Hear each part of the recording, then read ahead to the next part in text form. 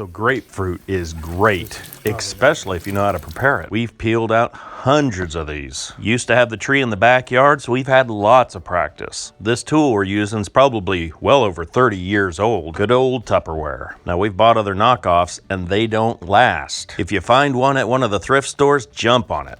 I don't know if they make it anymore, but you can see how well this thing works. Now there are a few steps to making this all work. And the trick is getting all the tough stuff out of here. And there's some final preparations at the end that'll just make this outstanding.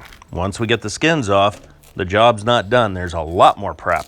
You might be surprised how much tough stuff is actually in here. But once you have the fruit completely separated, you'll see it is worth it. So we'll pull out the center pieces and then we'll just keep separating everything. Now this is where it starts to get interesting. You peel off these tough sections here. So next you've got the fruit here, the good stuff. So you just peel that and you put it in its own separate bowl. Definitely a labor of love. So you might be saying, well, I really don't like grapefruit anyway. That's probably because you've never had it like this. An orange, you can just peel it up and eat it. But when you peel up one of these, boy, this is some good stuff. Now, typically there's not a lot of seeds, but when there are, you peel them off and you put them into the bad bowl. Now, this bad bowl's not going to go to waste either. Our chickens go nuts over this stuff. Here's the rooster getting into the action.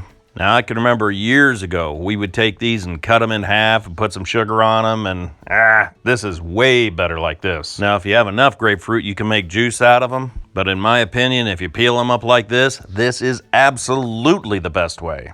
Now, it's a good idea to have a nice sharp tool. There's times when this will kind of get everything started.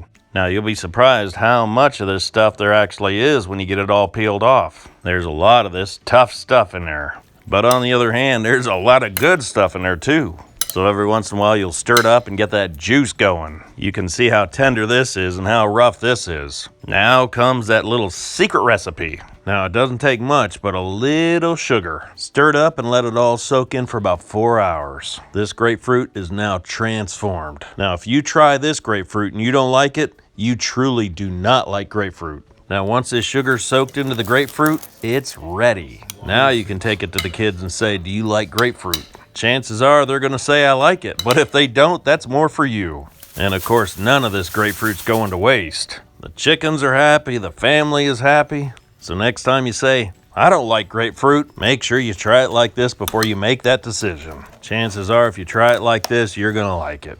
Well, I really appreciate your time, and thanks for watching.